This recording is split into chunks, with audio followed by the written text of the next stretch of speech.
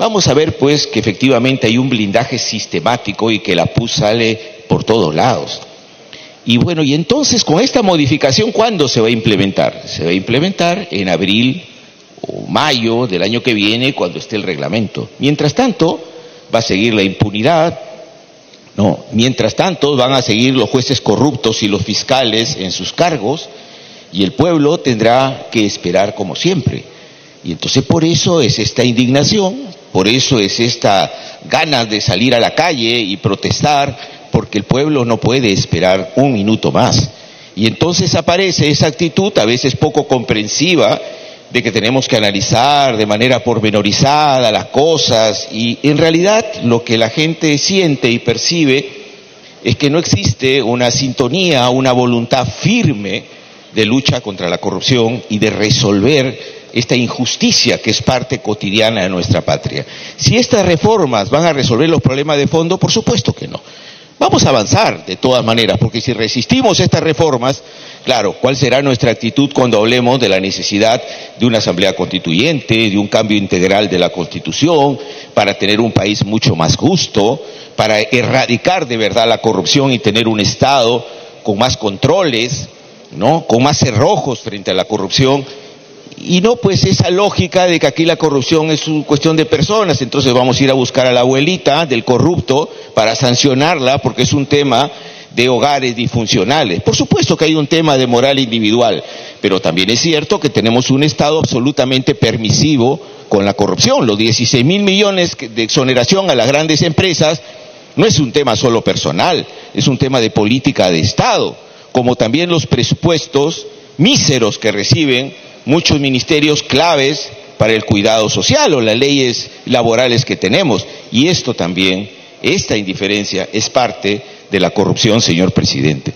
Entonces yo creo que estas reformas tienen que avanzar, deberíamos lograr mayor participación social, deberíamos, por ejemplo, dejar de pensar de que los colegios profesionales son una élite, sino buscar los mecanismos para que de verdad participen todos los profesionales del país y modificar estos cambios que se hicieron en el Consejo Nacional de la Magistratura y que permitieron que cualquier sinvergüenza llegara al Consejo Nacional de la Magistratura y no se expresara la opinión de millones de profesionales, que también en el caso de los rectores pudiéramos tener una participación de los profesores principales y de los docentes de las universidades, y no solamente que la gerontocracia pues sea la que llegue al Consejo Nacional de la Magistratura cuando sabemos que tenemos una serie de rectores cuestionados. Entonces el tema es que no le tengamos miedo a la participación como parte de la comisión especial que tiene obviamente que controlar estos concursos públicos que deben darse. Pero la participación social es la garantía mayor, la verdadera participación social es la mejor garantía de que de verdad el Consejo Nacional de la Magistratura juegue su rol, ¿no?, en lo que tiene que ver con la evaluación y la designación de jueces y fiscales. Por lo menos, hasta que podamos conseguir, no lo vamos a hacer con este Congreso, obviamente, un país mucho más justo, ¿no?, y un Congreso diferente que responda de verdad a las expectativas nacionales. Gracias, señor presidente. Gracias, congresista Ceballos. Tiene la palabra la congresista Beteta. Gracias, presidente. Colegas congresistas.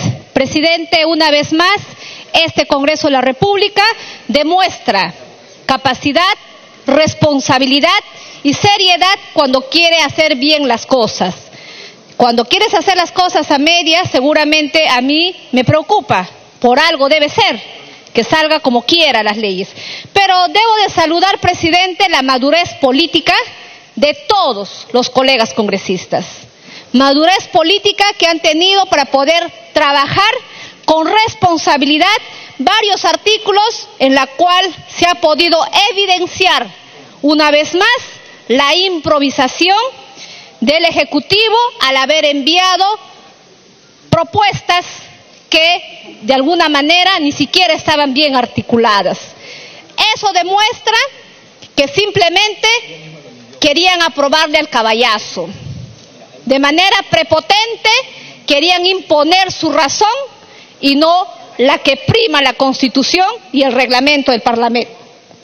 Por ello, señor presidente, hay que tener mucho cuidado y yo acá le exhorto, le pido y le llamo una reflexión al presidente. Recordemos que esas mismas focas que antes aplaudían algunas decisiones en los gobiernos pasados, fueron luego los primeros como hienas que fueron a la yugular cuando ya acaban su mandato. Por ello, es bueno siempre la reflexión en una democracia. Señor presidente, por su intermedio decirle que se ha trabajado ampliamente. Hoy, este Congreso de la República puede presentar un texto aprobado por unanimidad en la Comisión de Constitución. Nos hubiera gustado la misma predisposición del presidente de la Comisión de Justicia y solamente haber traído un texto único en la cual se hubiera demostrado que cuando hay voluntad realmente no importa de qué comisión se trabaje, sino presentar un solo texto y presentarle al país. Bueno, este debate ha sido amplio y una vez más podemos demostrar que cuando se tratan de reformas y leyes importantes, se permite la intervención de todos los colegas congresistas. De manera respetuosa, cada quien opina. Y finalmente los presidentes sabrán qué recogen y qué no recogen. Siendo así, señor presidente, decirle, por ejemplo, de manera personal, dentro de mi opinión, yo creo, por ejemplo, dentro de la conformación del Comité Especial para la designación de los nuevos miembros del Consejo Nacional de la Magistratura, no debería estar el presidente del Tribunal Constitucional, por una razón válida que él mismo ha omitido y se ha dispensado de enviar una opinión, porque de ser aprobada la norma, podría alguien plantear una inconstitucionalidad. ¿Y dónde se tendría que resolver? Es en el Tribunal Constitucional. Por esa razón, vale esa observación. Sin embargo, es mi opinión y será la presidenta y el presidente de la Comisión de Justicia que lo evalúen y pueden tomar a bien si es válido o no. Asimismo, señor presidente, no estoy de acuerdo con la propuesta de considerar dentro de esta comisión a un representante de una universidad privada. Decirles que sería más de lo mismo los mismos integrantes que fracasaron, porque actualmente en la anterior norma del Consejo Nacional de la Magistratura había la representación de la sociedad civil que se veía reflejado en los colegios profesionales o de la misma manera también por las universidades, y ahí tenemos los resultados, un fracaso. O sea, se estaría cambiando moco por baba. De la misma forma, señor presidente, considero que es un punto muy importante. Dentro del artículo 156 se ponen los requisitos para que puedan ser miembros del Consejo Nacional de la Magistratura. Me parece bien, peruano de nacimiento, para que puedan conocer nuestra realidad y nuestra normatividad. Ser ciudadano en ejercicio, ser mayor de 45 años y menor de 75 años, ser abogado con 25 años de experiencia profesional o cátedra universitaria o haber ejercido la labor de investigador en materia jurídica 15 años. Yo propondría, señor presidente, que debería reducir justamente en colación a lo que había señalado y había observado el congresista Ochoa, que tendríamos que cambiar, bien pasamos la valla a 47 o podemos disminuir que sea abogado con 20 años de experiencia profesional, porque de lo contrario podrá reunir la edad, pero no tendría posiblemente quizás la experiencia, o tendrá la experiencia y no tiene los años que pide la norma. Dejo también a criterio de los presidentes que puedan evaluar. Me pide una interrupción el congresista Ochoa, si usted lo permite, presidente. Tiene la interrupción, congresista Ochoa. Sí, presidente, solamente para precisar en ese artículo 156 la sugerencia de poder incorporar el tema de no estar incurso en acusación por delito doloso y eventualmente, para que evalúe la presidencia, no tener compromiso o vínculo alguno con partido político los últimos 5 años. Muchas gracias, presidente. Para que continúe, congresista Beteta. Gracias, presidente. En esos mismos requisitos sería importante cuando se señala, por ejemplo, no tener sentencia condenatoria firme por delito doloso. Yo pediría que también se pueda agregar a este requisito que no se encuentren en los registros de deudores alimentarios morosos. Porque ¿qué ejemplo podrían dar aquellos jueces y fiscales que puedan ser nombrados, ¿no?, por aquellos que incumplen una norma? Entonces creo hay que sancionar a aquel mal padre. Si no es capaz de cumplir con su obligación de pasar los alimentos a sus hijos, ¿qué podría cumplir? Ninguno. Entonces yo pido que la presidenta de la comisión podría considerar la propuesta que estoy manifestando. Asimismo, señor presidente, encontramos también algunas contradicciones cuando el Ejecutivo manda una propuesta que nos dice que tiene que reservarse la cuota, ¿no? Hablamos de la cuota de paridad. Sin embargo, él no aplica. De 18 ministros, ¿saben cuántas ministras solamente son? 5. Qué bonito, ¿no? En mi casa no me interesa la paridad, pero a las otras instituciones sí le tengo que imponer. Primero que empiece por casa, que pongan 9 ministras mujeres y 9 ministros varones. Ahí podré creer que realmente su intencionalidad es buscar la paridad. De lo contrario, simplemente es una improvisación más de la que ha venido esta propuesta. Presidente, desarrollando en ese sentido, he escuchado atentamente a los colegas congresistas. Yo también soy mujer, pero hay que diferenciar la ley de cuotas, que es para una elección popular. Ley de cuotas para una elección popular. ¿Y por qué se dio el 30%?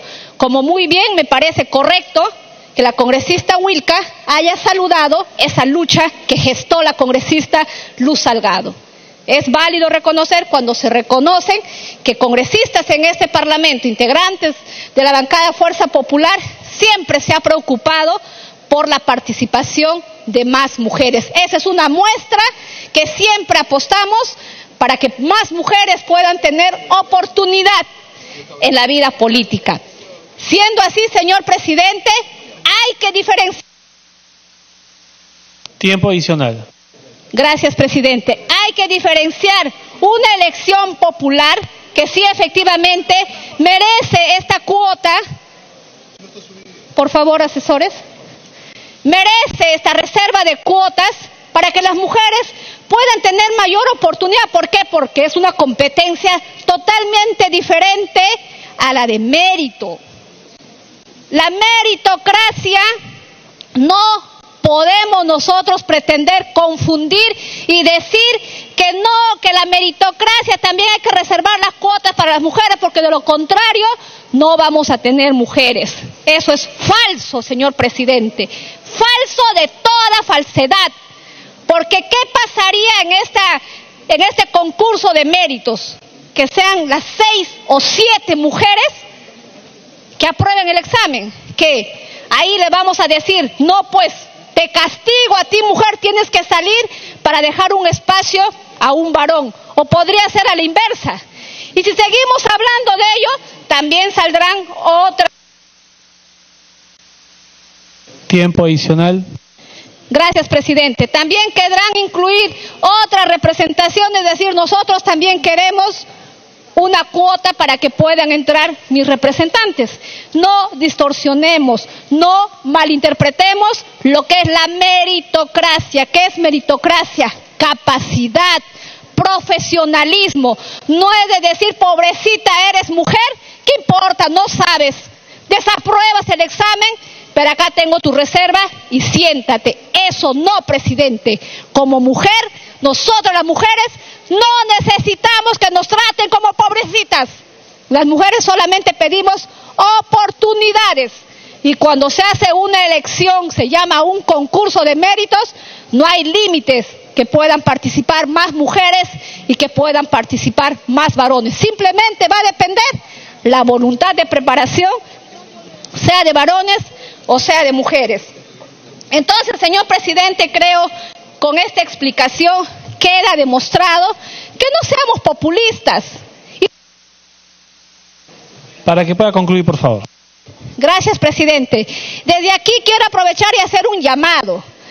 Que no se vaya a pretender confundir y luego querernos amenazar, decir que Fuerza Popular se opone a la cuota de mujeres. No, señor. ¿Vamos a seguir trabajando para que más mujeres puedan participar en política? Por supuesto que sí. Sin embargo, no confundir los que son los concursos de méritos, porque esto podría generar malos precedentes. Si convocan a un concurso para docentes, también van a pedir que se reserve. Si convocan concursos para médicos, van a querer que también se reserve la cuota. Para que concluya, por favor. Gracias, presidente. Vamos a distorsionar el sentido de la meritocracia. Por ello, señor presidente, una vez más, quiero felicitar a la Comisión de Constitución, a sus integrantes, de la Comisión de Justicia y en general a todo este Parlamento, que siempre estará a la altura que el país necesita de todas las reformas que vamos a seguir trabajando, sin imposiciones, sin dictaduras. Gracias, presidente. Gracias, congresista Beteta. Tiene la palabra la congresista Vilca Toma.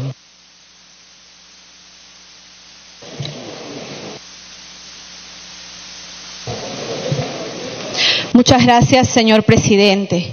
El día de hoy, con total sinceridad, me invade la emoción que después de 12 años en mi experiencia como fiscal y como procuradora, después de haber presenciado una serie de actos de corrupción en manos de jueces y fiscales, el día de hoy, como resultado del esfuerzo de todos los congresistas, se va a empezar una nueva etapa, una reforma en el Consejo Nacional de la Magistratura. Señor presidente, el primer caso que pude verificar de manera directa se trató de un caso de trata de personas. Un fiscal vinculado a la organización directamente, que soltó a los líderes, pero que luego fue ratificado por el Consejo Nacional de la Magistratura. Tenemos casos terribles, señor presidente, donde testigos fueron asesinados como producto del acto de corrupción de fiscales y de jueces. Y si eran provisionales, señor presidente, el premio fue hacerlos titulares. Y si ya eran titulares, el premio fue ratificarlo, señores. ¿Cómo no recordar, y lo repito en cada oportunidad, al señor Ezequiel Nolasco, que en el sistema de justicia, en varias oportunidades de una serie de actos de corrupción, jueces y fiscales fueron premiados con nombramientos y ratificaciones? ¿Cómo no recordar al fiscal Junior Sánchez Coloma, que fue vilmente asesinado y en manos de jueces y fiscales se veía cómo libraban a los delincuentes, cómo les daban libertad inventando documentos? Hace poco se ha conocido un audio de esos magistrados que en Chimbote cometieron esos actos de corrupción y fueron ratificados por este Consejo Nacional de la Magistratura, señor presidente. Casos de violación de menores de edad, señor presidente, que de manera inexplicable eran absueltos, pero premiados con una ratificación. Cientos de jueces y fiscales, señor presidente, que hasta el día de hoy o son provisionales o están fuera del sistema, pese a haber realizado una carrera impecable, pese a no tener cuestionamientos, pese a haberse sacrificado e invertido siempre en ese caprichoso reglamento que cada vez cambiaba los requisitos y hacía imposible que los magistrados pudieran acceder. Cientos de abogados perjudicados, señor, porque no podían acceder a este Consejo Nacional de la Magistratura. Y sin temor lo puedo decir, muchos de ellos son los mejores que han podido existir en los sistemas de crimen organizado, de trata de personas, de lavado de activos, de corrupción de funcionarios. Este es un momento histórico, señor. Y desde mi posición, habiendo vivido y denunciado de manera reiterada, pidiendo hace muchísimos años que los consejeros fueran elegidos por concurso público y que se cambiara por completo todo aquel requisito para que un abogado pudiera acceder a la magistratura, el día de hoy, señor presidente, yo quiero felicitar y humildemente agradecer a mi bancada Fuerza Popular, que con su mayoría hará posible esta reforma. Agradecer y felicitar a la bancada de Frente Amplio, a la bancada de Nuevo Perú, a la bancada de Alianza por el Progreso, a la bancada de Peruanos por el Cambio, a la bancada de la cédula parlamentaria aprista, a la bancada de Acción Popular, porque el día de hoy este cambio histórico se está dando como producto del esfuerzo de todos los integrantes de este Congreso, del que yo hoy me siento muy orgullosa. Y este cambio va a repercutir en la vida de los ciudadanos, va a repercutir en todos aquellos abogados que se vienen preparando. Y este también tiene que ser un aliento para todos aquellos que no pudieron acceder al sistema.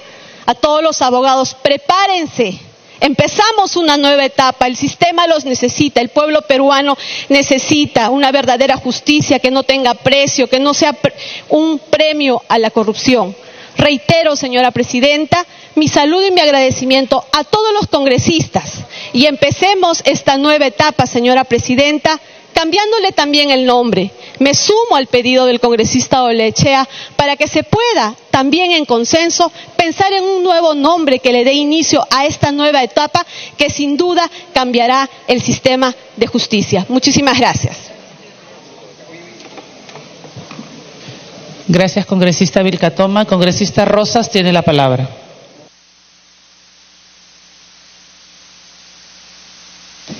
Gracias, presidenta. No hay duda que estamos discutiendo un tema tan importante como la reforma del sistema de justicia, que tiene que ver con el Consejo Nacional de la Magistratura.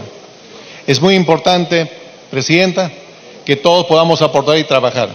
Sin embargo, vale la pena decir que aquí confluyen diferentes iniciativas legislativas de muchos colegas parlamentarios que han venido presentando en años anteriores, que pareciera que el presidente de la República desconoce que este Congreso está ya trabajando sobre estos temas de la reforma del sistema de justicia.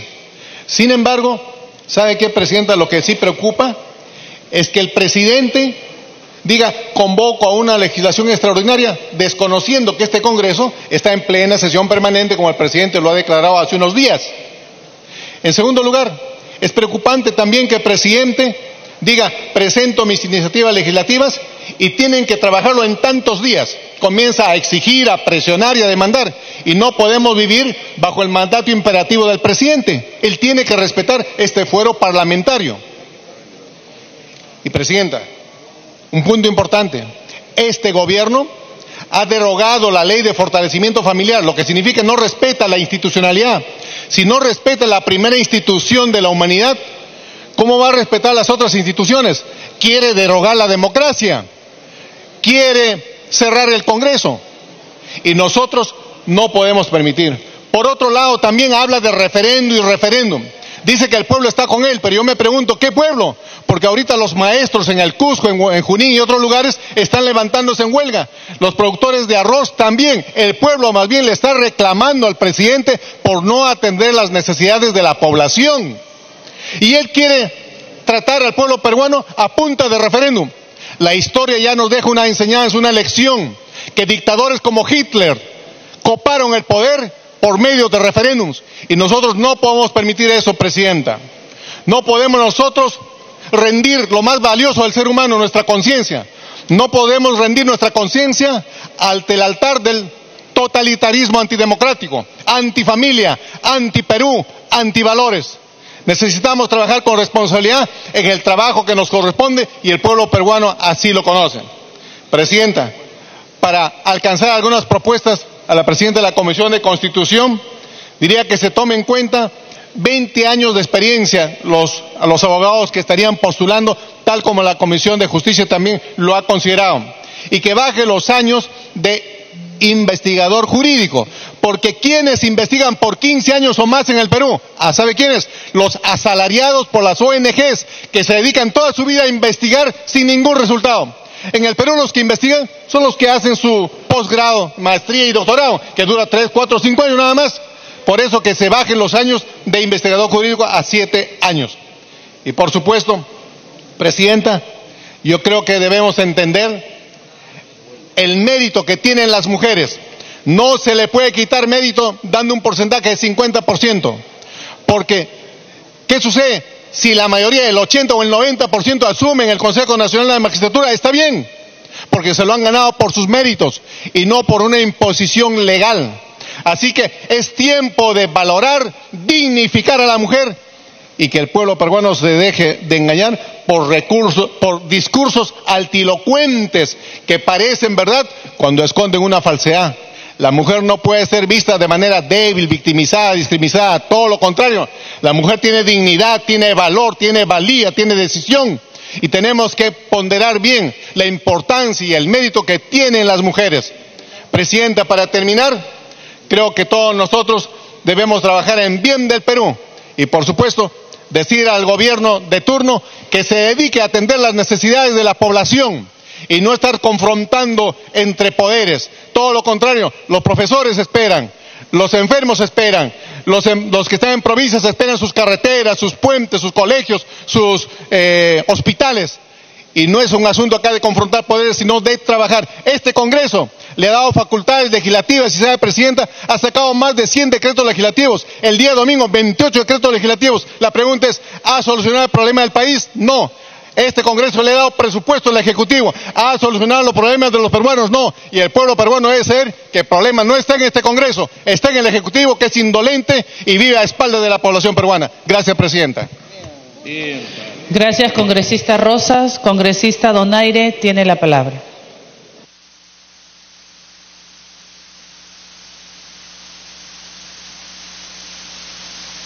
Me pide una interrupción el congresista Palma, no sé si está presente. Acá está. Tiene la interrupción, congresista. Gracias. Quiero comenzar saludando a la congresista Bartra, ya que para llegar a esta reforma del sistema judicial realizó varias mesas de trabajo en el cual se pudo incluir una de mis propuestas en el cual se pueda establecer un sistema de gradualidad para la sanción de los jueces y fiscales supremos. Y en la misma línea, como lo dijo el congresista Velázquez Quequén y el congresista Richard Acuña, establecer una sanción de 120 días, así como el artículo 95 de la Constitución Política establece una sanción para los congresistas de la República. Y espero que a partir de la fecha y en ese sentido se pueda comenzar a respetar lo que dice en la Constitución, ya que actualmente existen congresistas como Bienvenido Bocángel y Kenji suspendidos de manera indefinida y no como 120 días como lo establece la Constitución. Muchas gracias. Gracias, congresista Palma. Congresista Donaire. Quiero centrarme esta noche en puntualizar un aspecto de este proyecto de ley, o mejor dicho ya de este dictamen de los proyectos de ley que reforman el Consejo Nacional de la Magistratura. Y quiero centrarme en el aspecto de la corrupción y del por qué sí una reforma de esta naturaleza contribuye en el camino de acabar con la corrupción. Porque he escuchado muchas voces que dicen que esto no significa nada, que ni siquiera es un inicio, que simplemente es un saludo a la bandera. Bueno, la corrupción es cierto, no está desde ahora, está desde hace mucho tiempo. Inclusive, el primer acto de corrupción fue sancionada por una ley de soborno en el antiguo Egipto. Fíjese desde cuándo. Donde cualquier juez que aceptara una recompensa de un litigante y se negara a escuchar al adversario, era declarado culpable. Y miren, corrupción vinculado al sector justicia. La segunda regulación histórica importante que podemos traer a colación es la de la Constitución de los Estados Unidos de América, donde se empleó el concepto del impeachment y del juicio político, el cual consideraba la traición, el soborno y la corrupción como actos susceptibles de ser juzgados y castigados por ley. Paremos ahí en los acontecimientos históricos. ¿Qué nos indica todo esto? Que la corrupción es una alteración muy grave y hasta contagiosa que pueden padecer todas nuestras instituciones. Actualmente el 57% de la población en el Perú considera la corrupción como el principal problema del país. Es por eso que si nos enfocamos al sector justicia y buscamos las causas que determinan la corrupción, algunos estudiosos nos dicen que una de estas causas es la deficiente formación ética, moral, profesional y jurisdiccional de los magistrados. Y en este dictamen estamos regulando eso. Segundo, el desconocimiento de los objetivos y alcances del debido rol judicial. Se está incorporando que sea agente proba con conocimientos jurídicos. Casi solucionado. Luego, la función corruptora de los grupos de poder. Creo que ahí tenemos que hacer trabajos adicionales. Otro, la inexistencia de un sistema de reconocimiento de la conducta funcional debida. Y ahí quiero detenerme.